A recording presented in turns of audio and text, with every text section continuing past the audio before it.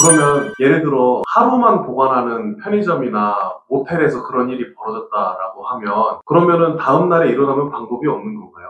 그래서 내가 만약에 어떤 아는 여자든 모르는 여자든 사귀는 사이가 아닌데 성관계를 갖게 됐어요. 근데 그 징조가 있거든요. 내가 알던 여자분인데 잘 들어갔어? 뭐 이렇게 카톡이나 전화할 수 있잖아요. 근데 별 문제 없이 되고 다음날 또 보기로 약속한다거나 일상적인 멘트가 오고 가. 물론 좀 약간 서먹할 수는 있겠지만 그러면 그 여자분은 고소를 안 할 가능성이 있겠죠. 근데 그때부터 연락이 안 돼. 뭔가 기분이 쎄하죠. 그리고 내가 모르는 여자분인데 직관적으로 남자가 이거 뭐야 요즘 뭔가 쎄한데? 이상한데? 느끼면 불안하죠. 그러면 형사 고소를 당할 가능성이 높아지는 거예요. 그럴 때는 빨리 변호사하고 상담해보는 것도 방법입니다. 법원을 통해서 증거를 확보할 수 있는 여러 가지 방법이 있고 이런 형사 범죄의 피의자, 피고소인의 지위에 있는 사람에 대해서는 법원에서는 증거 확보를 위해서 생각보다 빠르게 증거 보존 결정을 많이 내려줍니다.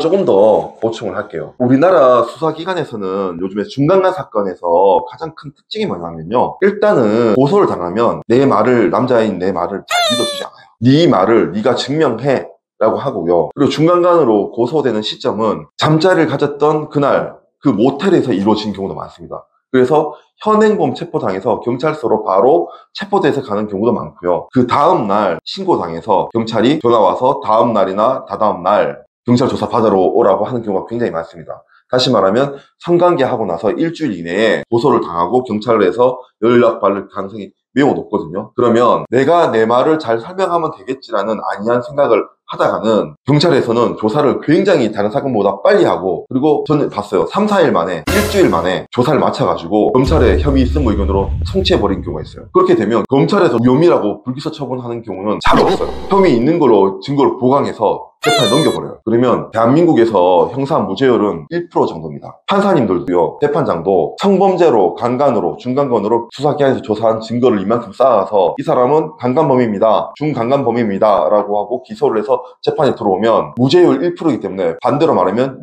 유죄율이 99% 정도 되거든요. 그러면 여러분이 판사면은 이 피고인을 바라볼 때 무슨 생각이 들겠습니까? 강간범이겠네 라는 추정을 심정적으로 하겠죠. 사실상 무죄 추정의 원칙으로 전환되는 거예요. 내가 재판 가서 무죄란 걸 밝히기 위해서는요 엄청난 노력을 해서 될까 말까 합니다. 그런데 사건 초반에 내가 내 말을 증명할 증거들을 확보해 놓으면 검찰이나 경찰에서 소명을 하면 무혐의 처분 받을 가능성은 무죄 받을 가능성보다 훨씬 더 높아집니다. 그래서 사건 초반에 반드시 형사 전문 변호사 증거 수집을 빠르게 하고 내 말을 믿어주고 내 말에 따라서 의견에 맞는 증거를 정리해 줄 수 있는 그 형사 전문 변호사를 찾아야 되고 그 로펌이 바로 저희 법무부인 로벨이 신속 대응 있다고 하겠습니다.